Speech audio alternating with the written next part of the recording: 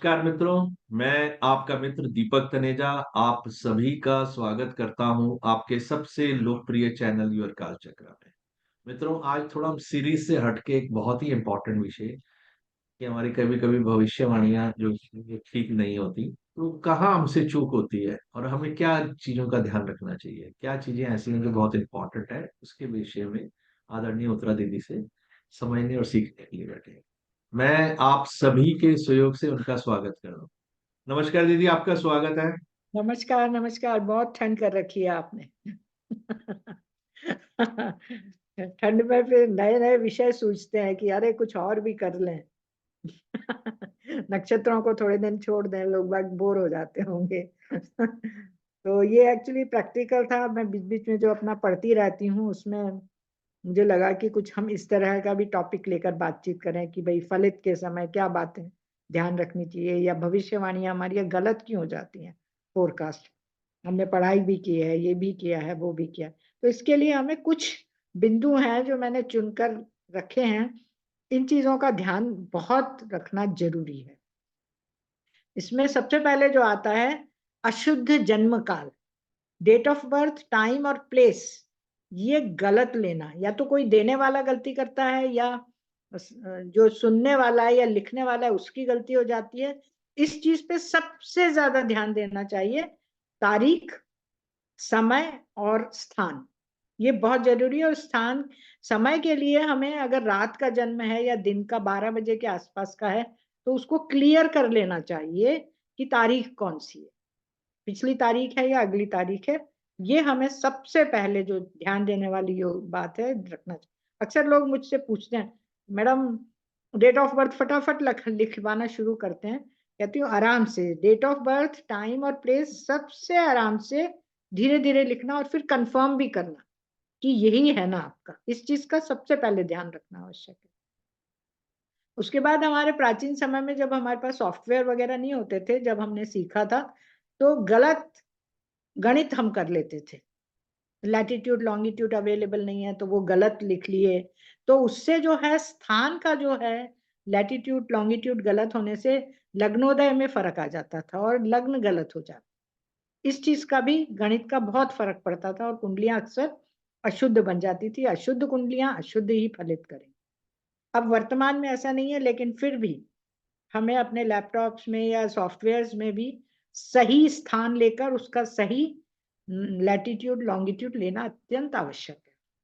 तीसरा ये है कि पुराने ज़माने में जो पंचांग होते थे, आजकल तो पंचांगों का उपयोग नहीं है, लेकिन फिर भी कुछ लोग पंचांगों का उपयोग करते हैं। तो पंचांग भी सही प्रयोग में लाने चाहिए, ये अत्यंत आवश्यक है। एक चीज़ और जो आती है वो है अयनांश, जो हम लेते हैं टाइम करेक्शन के लिए, है ना? सायन और निर्यन को फ़र्क करने के लिए अयनांश जो लेते हैं, वो लेना बहुत ज़रूरी है और सही अयनांश लेना चाहिए। उसको हम जो इनके ग्रहों के जो सायन वर्जन आते हैं या गणित आती है, उसमें से घटाते हैं, तो हमारा निर्यन जिसका हम प्रैक्टिकल फलित करते हैं, उसमें हमारे लिए वो सहायक सिद्ध होता है। उसके बाद आता है कि हर जगह का परिवेश, देश, काल, परिस्थिति और वातावरण तथा समय का फ़र्क पड़ता है कि किसी देश में कौन-सी परंपराएँ हैं, किसी देश में कौन-सी परंपराएँ हैं, कौन-सी परिस्थितियाँ हैं। जैसे हमारे यहाँ जब पहले शादी-ब्याह कम उम्र में हो रहे थे, बाहर में जो पूरी उम्र होती थी, अभी अब शादियों की जो उम्र है वो लेट होती जा रही है, 20-25 साल। तो ये परिस्थितियाँ जो हैं देश और काल से अलग-अलग बनती हैं। कहीं शादी करना ज़रूरी है, कहीं शादी करना ज़रूरी ही नहीं है। आजकल जो प्रचलन आ रहा है दोस्ती करना, लिव इन में रहना, इन सब का भी फ़र्क पड़ता है प्रेडिक्शन पे। वातावरण का भी और समय का। और कुछ परंपराएँ हैं, हर देश की अलग-अलग परंपराएँ होती हैं, उनका भी प्रभाव पड़ता है, तो उसका भी हमें ध्यान रखना चाहिए। इसके अलावा कर्म फल में प्रयत्न के महत्व को अस्वीकार करना। हम अक्सर भाग्यवादी हो जाते हैं जब हम जन्मपत्री देखते हैं कि जो हमारी कुंडली में लिखा है, जो ग्रहों ने लिख दिया है, वही होके रहेगा। लेकिन उसमें हमें प्रयत्नवादी भी बनना चाहिए कि कोशिश भी करनी चाहिए। वो कहा है ना, कोशिश करने वालों की हार नहीं। तो इसलिए हमें कोशिश भी करना चाहिए और प्रयत्न करने में कभी कसर नहीं छोड़नी चाहिए। व्यक्ति को इस बात के लिए प्रेरित करना चाहिए जो आपके लिए, आपके पास कुंडली दिखाने के लिए आया है। और प्रयत्न के लिए लौकिक उपाय कौन कौन से हैं, इनका हमें ध्यान रखना चाहिए कि प्रयास है, मेहनत करो। साधन आपको क्या क्या मिले हुए हैं, किन किन, और मेहनत करना, प्रयास, साधन और मेहनत। और शास्त्रीय उपाय कौन कौन से हैं, शास्त्रीय उपाय भी हमें बता देने चाहिए कि भाई मेहनत तो तुम करोगे लेकिन शास्त्रीय उपाय ये कर सकते हो। इसमें आते हैं ग्रह शांति, रत्न धारण करना, पूजा पाठ करना, दान दक्षिणा करना इत्यादि, ये प्रमुख हैं शास्त्रीय उपाय। और लेकिन इन सब उपायों की अपनी सीमाएं हैं और मेहनत की अपनी सीमा है। मेहनत भी करें और उपाय भी करें तो आपका कर्म और ज्योतिष तब दोनों साथ चलेंगे। भाग्य और जो कर्म, ये दोनों हमारे साथ साथ चलते हैं, कभी भी अलग अलग नहीं चलते। जो हमारी कुंडली में ग्रह स्थित हैं उनकी स्थिति से दो प्रकार से हमें फल मिलते हैं। जैसे प्रयत्न के पश्चात हमें फल मिलता है, जैसे हम शिक्षा प्राप्ति के लिए मेहनत करते हैं या व्यवसाय करने के लिए मेहनत करते हैं, मेहनत तो करते ही है ना। एक तो प्रयत्न सापेक्ष है जिसमें हमें कोशिश करनी पड़ती है, दूसरा है बिना प्रयत्न के लाभ, जैसे आकस्मिक धन लाभ हो गया, है ना। तो प्रयत्न से मिलने वाले जो लाभ होते हैं वो हमें इनडायरेक्टली वंश परंपरा से या परिवेश से भी जुड़े रहते हैं, प्रयत्न से मिलने वाले। तो हम यदि प्रयत्न करते हैं तो क्या होता है कि उसका प्रभाव जो है वो दुगुनित हो जाता है, दोनों बढ़ जाता है। और जबकि बिना प्रयत्न के लाभ में इन सब का कोई प्रभाव नहीं होता, किसी को बिना प्रयत्न के अनायास ही मिल जाता है, वो जातक को स्वतः ही प्राप्त हो जाता है। इस चीज का हमें ध्यान रखना। कुछ प्रश्नों का उत्तर, सही उत्तर देने के लिए या सही फलित करने के लिए जातक के संबंधी की कुंडली भी देखनी पड़ती है। जैसे संतान के विषय में यदि हम बातचीत कर रहे हैं, कई जेंट्स लोग आके आपको दिखाते हैं कुंडली, अक्सर आपने देखा होगा, लेडीज भी आती हैं।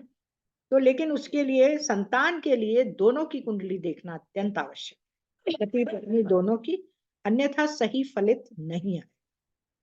इसके बाद आता है कि कुंडली में जो हमारे ग्रह स्थित हैं उनके बलाबल की उपेक्षा करना, कि वो स्ट्रांग हैं कि वीक हैं कि कमजोर हैं, इसकी तरफ ध्यान नहीं देना। इसकी तरफ ध्यान देना अत्यंत आवश्यक है, क्योंकि वो अपने बल के हिसाब से ही हमें फल देते हैं। उच्च के ग्रह हो और अच्छे भावों के स्वामी हो या अच्छे भावों से जुड़े हो तो बहुत अच्छे फल देंगे। कभी कभी ऐसा होता है कि अकारक भावों के स्वामी होते हैं, वो उच्च के हो जाते हैं, वो हमारे लिए किसी काम के नहीं रहते, हमें नुकसान ही पहुंचाते हैं। इन चीजों पर ध्यान देना अत्यंत आवश्यक है। और साथ में ग्रह किस नक्षत्र में है वो भी अवश्य देखें, नक्षत्र किस भाव में बैठा है उसके ऊपर भी ध्यान दें, और नक्षत्र का स्वामी जो है वो किन किन भावों का स्वामी है उस पर भी ध्यान दें। ये चीजें आप ध्यान देंगे तो आपके फलित गलत नहीं होंगे। एक चीज और होती है कि ज्योतिष जो है, हमारी कुंडली दर्पण, इसका इस पर जो कुंडली ज्योतिष पर अन्य जो शाखाएं हैं ज्योतिष की, जैसे मंडन जो ज्योतिष, इन सब का भी असर पड़ता है। स्पेशली मंडन एस्ट्रोलॉजी है जो वर्ल्ड वाइड मेदिनी ज्योतिष जिसको कहते हैं, उसके सिद्धांत मतलब यदि लागू होते हैं तो हमारे व्यक्तिगत कुंडली के जो नियम है वो फीके पड़ जाते हैं। जैसे सामूहिक जनसंहार होते हैं, क्रांतियां होती हैं, आपदाएं आती हैं, विस्फोट होते हैं, या तो इस समय जो जातक की पर्सनल कुंडली होती है ना, उस पे उसका कोई असर नहीं होता। जैसे किसी की आयु लिखी हुई है बहुत सी, लेकिन अचानक वो बस एक्सीडेंट, फ्लाइट में, ट्रेन में, एयर क्रैश में मारा जाता है, तो हालांकि उसकी कुंडली में नहीं है, लेकिन ये जनसंहार और सामूहिक जो मृत्यु होती है इसमें आपकी व्यक्तिगत कुंडली फेल हो जाती है। इस चीज का भी ध्यान रखना चाहिए।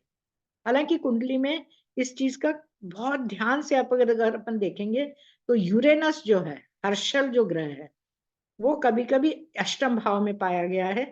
उनके जो है अचानक इस तरह की दुर्घटना होने के योग बनते हैं। राजीव गांधी जो थे उनके भी अष्टम में था और उनकी अचानक दुर्घटना में, ब्लास्टिंग में मृत्यु हुई थी। इसके अलावा कुछ पुस्तकों में अनेक तरह के अप्रमाणित योग भी पाए जाते हैं जिनको पढ़कर लोग जो है गलत फलित करने लग जाते हैं। उनको प्रक्षिप्त करना चाहिए। हालांकि नए नियम और नए सिद्धांतों का निर्माण अत्यंत आवश्यक है, किंतु उनका परीक्षण करना भी आवश्यक है। उसके बाद ही उन्हें लागू करना चाहिए, तभी वो सही फल देंगे। वरना किसी भी पुस्तक में देख लिया आपने और उसको लागू करने की कोशिश करेंगे तो अपना फलित जो है नहीं पूरा। इसके बाद आधारभूत घटना या आधार ज्ञान का न होना। जैसे कि एक योग आता है कुंडली में या पुस्तकों में लिखा हुआ है अनुज हंता योग।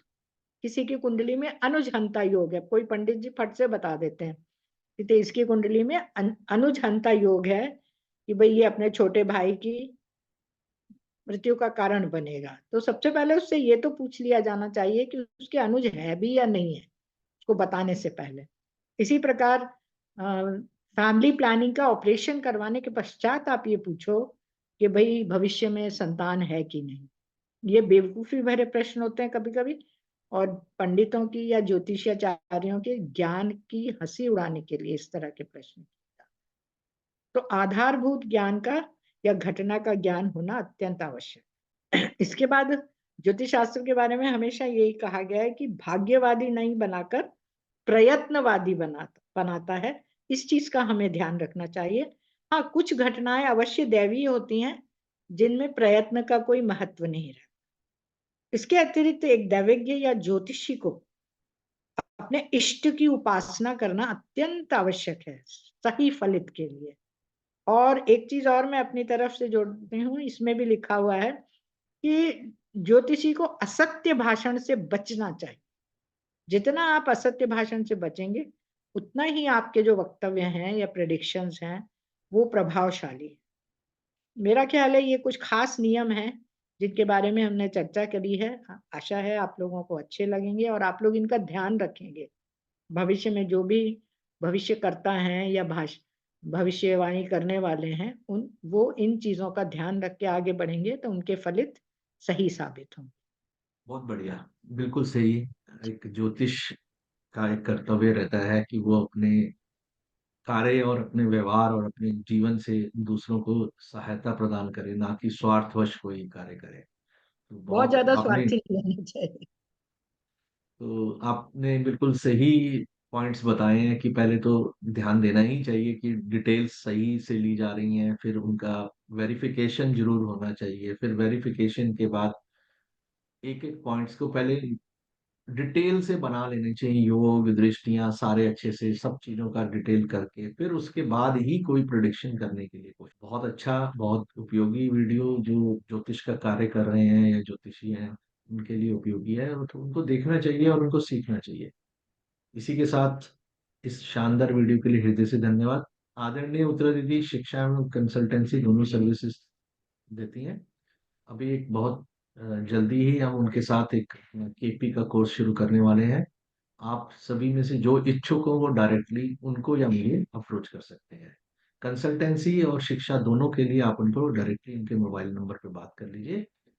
आज के लिए बस इतना ही, फिर मिलते हैं नए विषय के साथ। नमस्कार, धन्यवाद। नमस्कार।